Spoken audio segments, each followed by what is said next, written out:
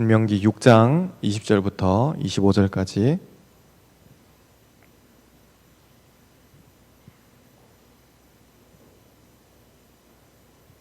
우리 같이 큰 목소리로 처음부터 끝까지 한번 같이 읽어보도록 하겠습니다. 20절부터 시작.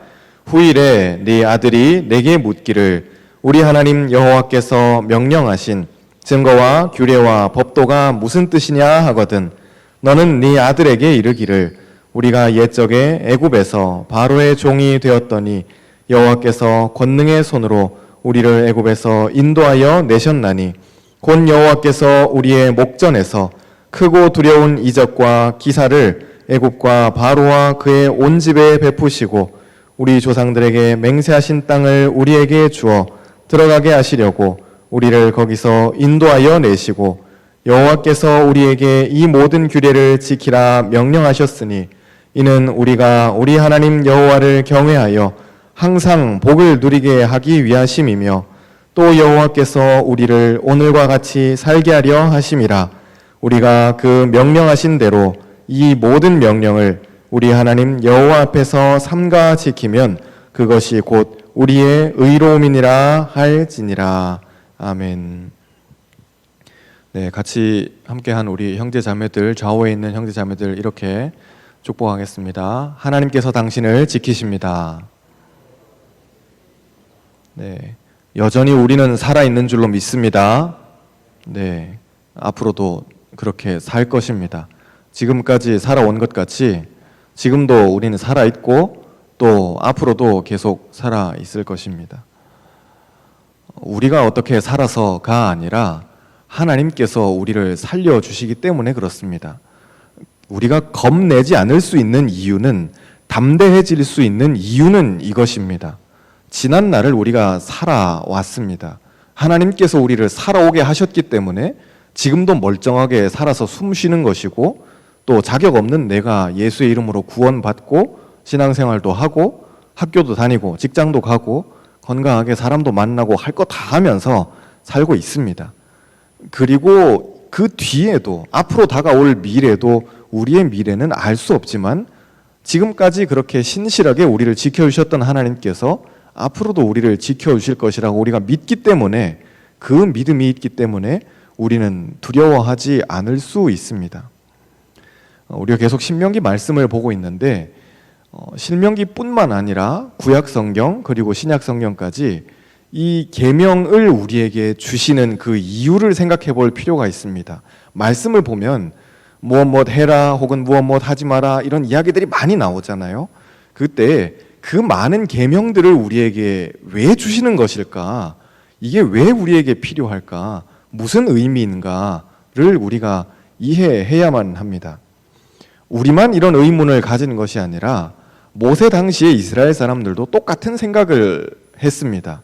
20절에 보면 그런 이야기가 나오죠. 아버지, 이게 도대체 무슨 뜻입니까? 율법이 이렇게 참 장황하게 많은데 이게 지금 우리한테 어떤 의미가 있습니까? 라고 만약에 너희 자녀들이 물어본다면 이라고 하나님 그렇게 모세에게 말씀하세요. 그러니까 이스라엘 백성들 모두에게 메시지를 주실 때 너희의 자녀들이, 저와 여러분도 해당됩니다. 우리의 자녀들이 이 말씀의 계명은 우리에게 도대체 무슨 의미가 있습니까? 우리가 왜 봐야 됩니까? 왜 기억해야 됩니까? 왜 암송해야 됩니까? 혹은 왜 우리 삶에 적용해야 됩니까?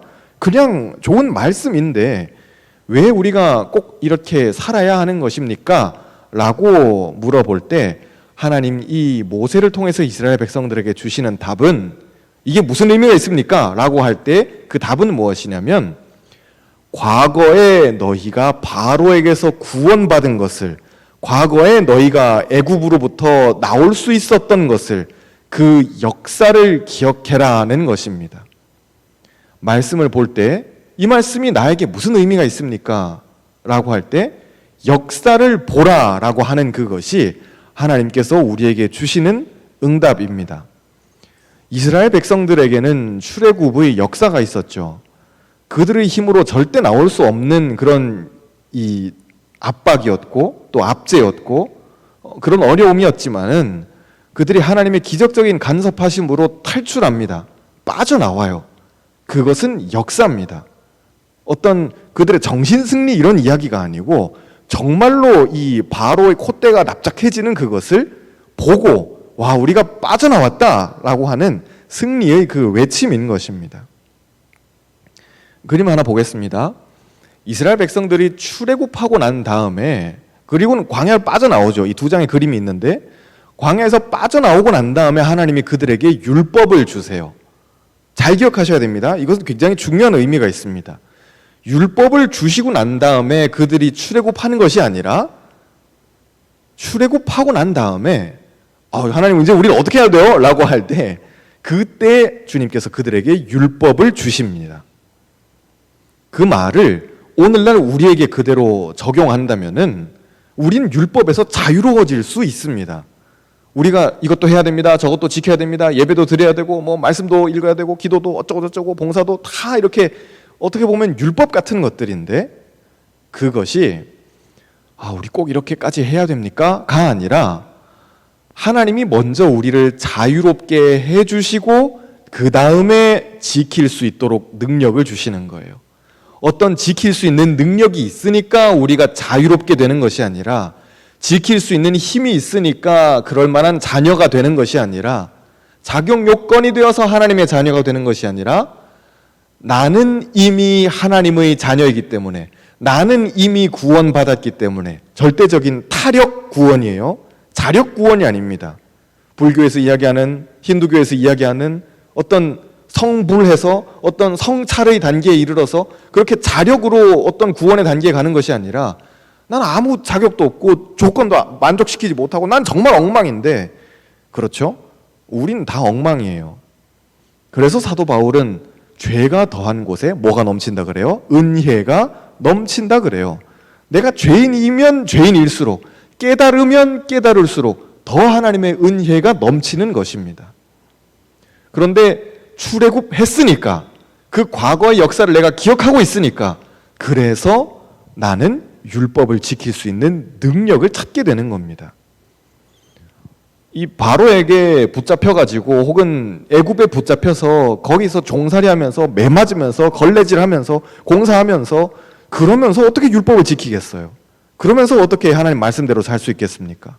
그런데 하나님께서는 우리의 약함을 아시기 때문에 먼저 해방시켜 주십니다. 여러분 모두가 자유롭게 되는 은혜가 있기를 원합니다. 참 답답하죠. 다 마스크 쓰고 돌아다니고 이제는 공포의 여름이 다가오고 있어요. 여름에도 이거 마스크 쓰고 뭐 덴탈 마스크는 덜 하다 그러는데, 마스크 없이 그냥 사는 게 속 편하죠. 마스크 끼고 여러분 늘 아침에 집 나설 때 공기가 상쾌하면 뭐예요? 마스크 안 쓰고 나온 거예요. 그러니까 언제나 다시 돌아가셔야 돼요. 오늘 날씨가 왜 이렇게 좋지? 공기가 상쾌하네. 후후, 이게 아니에요. 마스크 안 쓰고 나온 거예요. 그런데 우리의 삶에 점점 더 많은 제약들이 있잖아요. 우리의 삶의 겉모습은 제약이 있을 수 있어요. 겉모습은 참 어려울 수 있다는 거예요. 직장에서도 별로 소망이 보이지 않는 것 같고 참 어려워요. 그런데도 불구하고 우리 그리스도인들은, 예수 믿는 사람들은 자유할 수 있어요. 왜? 누가 우리에게 자유를 주시니까? 하나님이 우리에게 오늘도 자유를 주셔요. 그래서 우리는 자유로워질 수 있는 거예요. 상황에 흔들리지 않는 믿음인 것입니다. 자유로워지지 않으면은, 그러면 우리가 애굽에서 종살이했던 것을 생각해 보세요. 죄의 종로로 됐던 것을 생각해 보세요. 죄라 그러니까 어떤 타자를 생각하는데 아니에요. 죄 그러면 뭐예요? 나예요, 나. 나를 생각하시면 돼요. 죄인은 곧 나예요. 내가 죄의 종로로 됐을 때 내 마음대로 하고 스트레스 받고 열받고 막 욕하고 남을 마음으로 해코지하고 어떤 남의 것을 훔치고 그러면서도 아무런 양심의 가책도 없고 주일날 잠깐 좀 삐질했다가 그리고 월요일부터 또 다시 죄 짓는 생활하고 그랬던 나에게 주님께서 이제는 이 사슬을 완전히 끊어버리고 자유를 주세요. 과거에 있었던 일이죠. 애굽의 바로로부터 해방되었던 것은 과거의 일이에요. 우리가 하나님 만나고 꽝 하고 만나는 그 체험. 저는 성경학교 때 하나님 만났어요. 저는 수련회 때 하나님 만났어요. 혹은 주일날 갑자기 예배드리다가 하나님 만났어요. 그런 은혜가 있기를 바라요. 정말 하나님 꽝 하고 만났던 그 어떤 과거의 한 시점이 있겠죠. 그 체험은 과거의 한 시점으로부터 끝나는 것이 아니라 또 오늘, 또 오늘, 또 오늘 그렇게 영향력을 미칩니다. 이스라엘 백성들의 그 출애굽했던 그 과거, 승리의 함성을 외쳤던 그 과거도 과거의 어떤 한 시점에서 끝나는 것이 아니라 그들이 여전히 하나님의 자녀로 또 살아갈 수 있도록, 또 살아갈 수 있도록 능력을 주는 것입니다. 다른 이야기를 한번 해볼게요. 우리가 공동체라고 했을 때 오늘 말씀의 제목이기도 합니다만 우린 정말 공동체일까요? 저는 여러분 모두가 공동체라고 믿습니다. 저도 여러분도 우리는 신당중앙교회 청년부라는 타이틀을 가지고 명찰을 가지고 다 이렇게 모여있는 공동체입니다. 네, 여러분 마음 별로 동의가 안 되신다 하더라도 공동체이시길 바라요. 옆에 분 바라보고 이렇게 한번 권면해 줍시다. 우리는 공동체입니다. 네, 한 번 더 이렇게 할게요. 당신과 나는 한 몸입니다. 네, 부부끼리만의 이야기가 아니에요. 우리 중에 부부도 지금 여기 계시지만 부부끼리의 이야기뿐만 아니라 예수 그리스도 안에서 우리는 다 한 지체예요. 한 몸이에요. 그래서 손가락이 이렇게 어디 뾰족 튀어나오는데 앞정에 콕 찔리면은 그러면 온몸 전체가 거기 신경을 쓰는 거예요. 아, 아프다라고 하는 거죠. 화면 하나 보겠습니다. 공동체라고 했었을 때 갑자기 왜 축구가 나왔냐?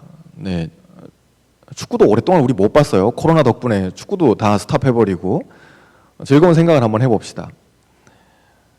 축구든 야구든 뭐 배구든 농구든 탁구든 뭐 어쩌고 저쩌고 한일전이 벌어지면 이게 굉장히 경기가 터프해집니다.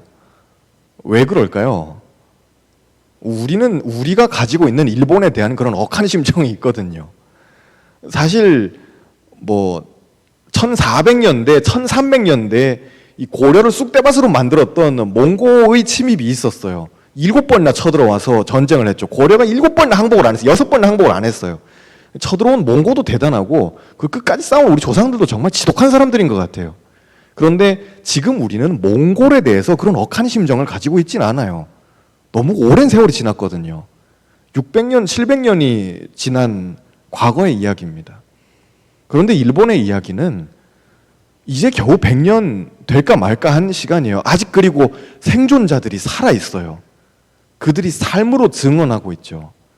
그러니까 저나 여러분들 중에서는 누가 그 일제의 강점기를 누가 겪어봤어요?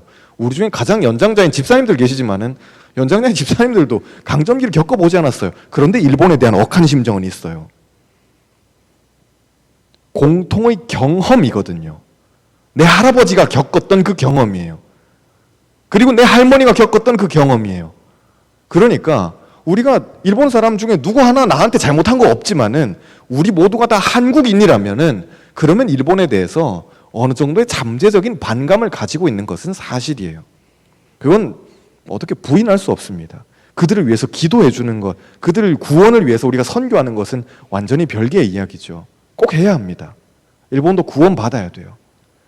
그런데 꼭 이상하게 그 축구가 그게 뭐라고 그냥 남자들 22명에서 공놀이 하는 거잖아요.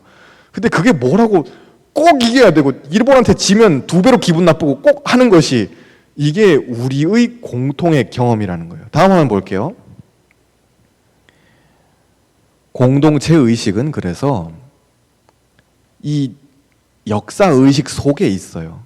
다음 화면. 우리의 공동체 의식은 역사 의식을 공유하고 있기 때문에 그래요.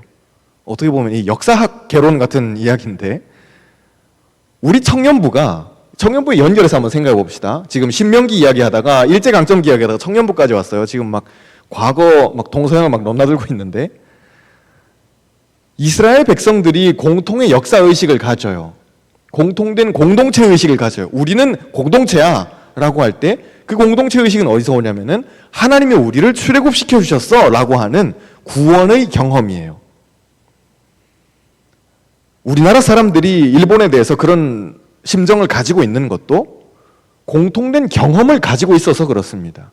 괴롭힘 당하고 두들겨 맞고 온갖 고초를 당했던 그 과거의 경험이 있어요. 그러니까 우리는 뭘 하나를 해도 일본한테는 절대 지면 안 돼 라고 하는 그런 의식이 있다는 거예요. 우린 어때요? 우리 청년부는 우리 청년부가 공동체라고 할 때, 그리고 우리 신당중앙교회가 주 안에서 공동체라고 할 때, 그 공동체 의식은 어디에서부터 오냐면, 나 예수님 때문에 구원받았습니다 라고 하는 그 공통의 경험입니다. 그게 없으면 우린 모여 있어도 사실 공동체라고 할 수 없어요. 그래서 가장 먼저 그것이 선행되어야 합니다. 나 예수님 때문에 구원받았습니다 라고 하는 그 체험입니다. 우리 모두에게 다 출애굽의 은혜가 있기를 바랍니다. 여러분 한번 생각해 보세요. 나는 지금 어디쯤 와 있을까? 아직도 두들겨 맞으면서 이렇게 애굽에서 일하고 있는 단계인가? 아니면은 이제 출애굽해서 와 살았다 하나님 짱짱 감사합니다 만세 이러고 있는 단계인지, 홍해를 건넜는지, 아니면 가나안에 들어가기 직전 단계인지. 가나안 들어간다고 해서 죽는 게 아니에요, 여러분. 우리의 삶에서 하나님 나라를 완성하는 수준까지 가는 거예요. 그 사람이 갔을 때 분위기가 변하는 겁니다. 그 사람이 갔을 때 사람들의 이 흐름이 변하는 거예요. 어떤 영적인 흐름이 바뀌는 겁니다. 영진이가 예를 들어서 회사에 갔어요. 신입사원이겠죠. 안녕하세요, 잘 부탁합니다. 영진이가 회사에 갔어요. 말단이잖아요. 이거 뭐 아무런 힘도 없는 그냥 말단 사원인데, 말단 사원인 영진이가 회사 갔는데 사무실의 분위기가 바뀌어요. 거룩했다가 이상해지는 것이 아니라 되게 이상한 사무실이었는데, 영진이가 출근하면서 1년이 지나고 2년이 지나면서 한 명씩 한 명씩 그렇게 교회에 나오기 시작하는 거예요. 혹은 교회에 굳이 안 나오더라도 야, 저 정도 예수 믿는 사람 같으면 진짜 괜찮게 믿는 것 같다 라고 생각하는 사람들이 생기는 거예요. 거의 그 정도입니다. 내가 가나안에 들어갔다라고 하는 것은 내 삶을 통해서 하나님의 나라가 확장되는 거예요. 이스라엘 사람들이 아무것도 아닌 노예 신세에서 벗어나가지고 이제는 가나안에 들어가서 정식으로 칼 뽑아들고는 그 땅을 내놔라고 전쟁하잖아요. 바로한테 두들겨 맞으면서 일하는 이 과거의 단계였다면 어떻게 감히 전쟁할 꿈이나 꿨겠어요. 그런데 하나님께서는 죄에 빠졌던 우리를 끄집어내 주셔서 광야 40년 훈련시키시고 마지막 최종 목적지는 어디예요? 전쟁하게 하세요. 누구의 전쟁이에요? 하나님의 전쟁이에요. 여러분 낙심하시면 안 돼요. 특히 우리 임원들 또 마을장들 그리고 저까지 셀프 축복, 네, 전 저를 축복해요. 지금 참 답답하고 어려운 상황이어서 낙담할 수 있어요. 그런데 하나님의 전쟁이에요. 그렇기 때문에 우리가 두려워하지 않을 수 있어요. 신명기의 이 말씀을 하나님 왜 장황하게 이스라엘 백성들에게 주실까? 그리고 우리에게 율법의 이 말씀을, 성경 읽으라고 하는 이 말씀을 우리 다 성경은 집에 가지고 있잖아요. 그 성경을 왜 주실까요? 그 생명의 말씀을 왜 우리에게 주실까요? 전쟁하게 하심이에요. 하나님의 나라를 확장시키는 그 영광의 전쟁에 우리를 참전하게 하시기 위한 거예요. 저나 여러분은 충분히 감당할 수 있어요. 그 정도 할 수 있는 사람들이에요. 까함이 안 된다면, 아직 때가 아니라면 하나님 부르지도 않으세요. 그런데 주님께서는 오늘도 우리를 부르셔요. 목사님 저는 재수하고 있는데 무슨 하나님의 전쟁을 해요? 목사님 저는 말단 사원인데 무슨 하나님의 전쟁을 해요? 목사님 저는 아직도 힘든데 제가 지금 아직 장가도 못 가고 시집도 못 가고 뭐 이러고 있는데 제가 무슨 하나님의 전쟁을 해요? 그런 게 아니에요. 자꾸 지금 내 상황을 보는 거잖아요. 저나 여러분의 상황을, 실제를 보면 그게 사실 치열업 될 만한 게 아무것도 없어요. 다 똑같잖아요. 지금 다 어려워요. 그런데 주님께서는 이스라엘 백성들, 지금 이 신명기의 말씀을 주시는 이 때가 언제예요? 아직 이 사람들 광야에 있을 때예요. 모압 광야에 서가지고 아유 이제 우리는 어디로 가야 돼요? 이러고 있는 거예요. 그때 하나님은 이스라엘 백성들에게 이미 가나안 땅을 정복해서 그 땅에다가 하나님 나라의 깃발을 꽂고 떵떵거리면서 잘 사는, 그리고 온 이 이방 나라들에게 하나님의 영광을 드러내는 입장으로서 이야기하셔요. 너희는 이미 그런 백성이야. 그러니까 이러이러하게 살아라고 그렇게 말씀하시는 것입니다. 안 믿는 친구들이 그런 이야기 하죠. 요즘은 또 이야기가 많이 달라지긴 했지만 가난한 사람은 예전에 뭐 동화책 같은 데 보면은 흥부는 성격이 좋고 놀부는 성격이 나쁘고 뭐 이런 이야기잖아요. 근데 이제는 이야기가 달라요. 성격은 누가 좋을까요? 놀부가 성격이 훨씬 좋아요. 왜 그럴까요? 놀부는 돈이 있거든요. 사람 돈이 없으면 성격이 나빠지게 돼 있어요. 이거 안 믿는 사람들의 이야기예요. 근데 우리 중에서도 동의하시는 분들이 많이 있을 거예요.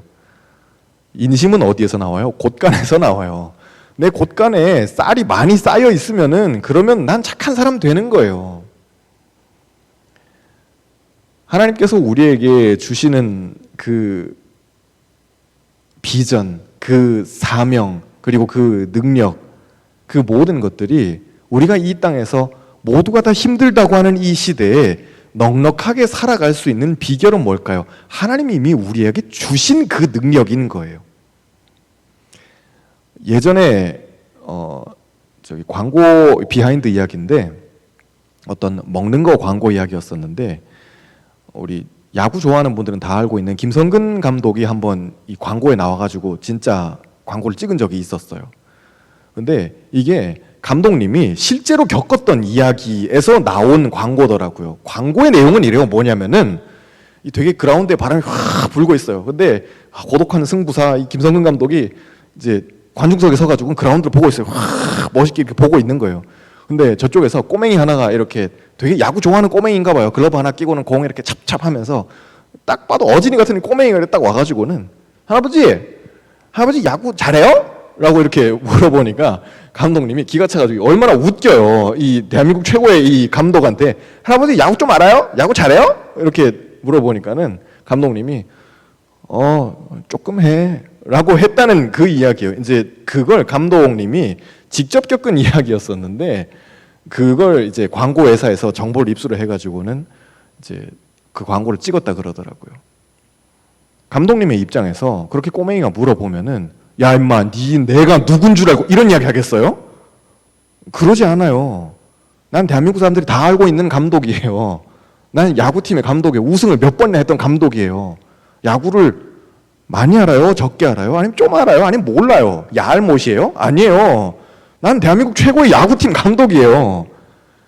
그런데 그 꼬맹이가 와가지고 할아버지 야구 좀 해요? 야구 잘해요? 라고 물어볼 때 절대 흔들리지 않는다는 거예요. 왜? 나는 내 정체성이 있거든요. 나는 내 경험이 있거든요. 그러니까 어떤 상황이 나에게 뭐라고 해도 사람이 나한테 뭐라고 해도 사실 전혀 흔들리지 않을 수 있어요. 신명기의 말씀은 그거예요. 너희의 정체성은 이미 가나안 땅을 차지한 사람들이야. 너희의 정체성은 이미 믿음으로 하나님 나라를 쟁취한 사람들이야. 무슨 이제 차지할 거야. 뭐 과거의 아니 미래의 뭐 이런 이야기가 아니에요. 그게 아니라 이미 차지한 너희들은 이제 이러이러하게 살아야 된다라고 하는 하나님의 꿈이에요. 우리 꿈이 아니에요. 하나님의 꿈이에요. 이루어질 줄로 믿습니다. 저나 여러분의 어떤 삶의 모양은 좀 달라질 수 있어요. 우리 옆에 분 이렇게 축복하겠습니다. 하나님의 꿈이 이루어질 것입니다. 여러분을 향하신 하나님의 꿈이 꼭 이루어질 줄로 믿습니다. 반드시 그렇게 될 거예요. 내 몸은 좀 아플 수 있어요. 그런데 하나님의 꿈은 이루어져요. 내가 직장 변변찮은 직장 계속 이직해도 뭐 그저 그런 직장 계속 움직일 수 있어요. 그런데 여러분을 향하신 하나님의 꿈은 또 이루어질 거예요. 목사님 저는 모태솔로인데요. 어떡하죠? 그래도 하나님의 꿈은 이루어질 거예요. 반드시 그렇게 됩니다. 목사님 저는 결혼 생활이 너무 괴로워요. 힘들어요. 어떡하죠? 그런 얘기 하시는 분들이 여전히 많이 있어요. 그런데 하나님의 꿈은 그 결혼 생활을 통해서도 이루어질 줄로 믿습니다. 반드시 그렇게 돼요. 이스라엘이 무슨 능력이 있어서가 아니라 이스라엘을 인도하시는 하나님께 능력이 있기 때문에 그래요. 목사님 저는 삼수째인데요. 어떡하죠? 그럼에도 불구하고 하나님의 꿈이 이루어져요. 그 삼수를 통해서 혹은 사수를 통해서. 목사님 이야기가 아니니까 뭐 삼수 사수 이야기 쉽게 하고 뭐 결혼도 못하고 뭐 이런 이야기를 할 수 있어요. 아니요. 상황에 따른 믿음이 아니라 이 상황을 끌고 가버리는 믿음인 거예요. 상황을 무시하라는 게 아니에요. 상황은 상황이에요. 상황을 무시하면 우리 다 병원에 가야 돼요. 현실 부적응자들이겠죠. 우리 뭐 정신만족하고 대리만족하는 사람들이에요. 그리스도인들은 정신만족하는 사람들이 아니에요. 정신승리하는 사람들이 아니에요.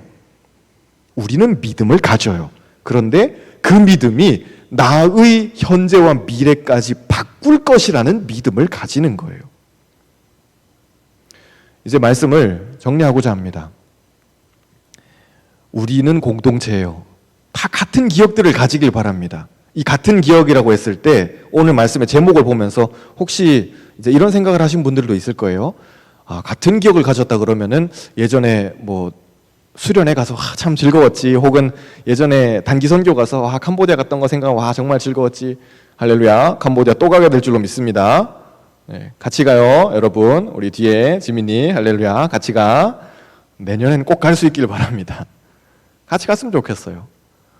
그런데 그랬던 좋은 기억들도 있겠지만은 우리가 공동체라고 했었을 때 그 좋은 기억은 그런 기억들보다 우리 모두가 다 같이 가지고 있는 기억이에요. 누구를 만난 기억이에요. 예수를 만난 기억이에요. 출애굽했던 그 기억이에요. 그게 사실 없다면 나는 다른 사람들 신나게 막 출애굽한 이야기 막 이렇게 할 때, 예수님 만난 이야기 막 신나게 할 때, 하나님 만나고 내 삶이 바뀌었던 이야기 신나게 할 때 나는 사실 할 이야기가 없어요. 나는 하나님 안 만났거든요. 못 만났거든요. 눈치를 채신 분들이 있는지도 모르겠지만은 지금 제가 지난주도 지지난주도 계속 기승전 이야기하면서 결국 우리 하나님을 만나야 돼요. 이 어려운 시대에 결국 돌파할 수 있는 방법은, 이 시대를 깨부수고 나갈 수 있는 방법은 결국 하나님 만나는 것 외에는 답이 없어요. 그분이 우리의 답이에요. 여러분 자꾸 저한테 목사님 이럴 때는 어떻게 해야 돼요? 그 답 찾지 마세요. 결국 예수님이 답이에요. 예수님 이외에 답은 없어요.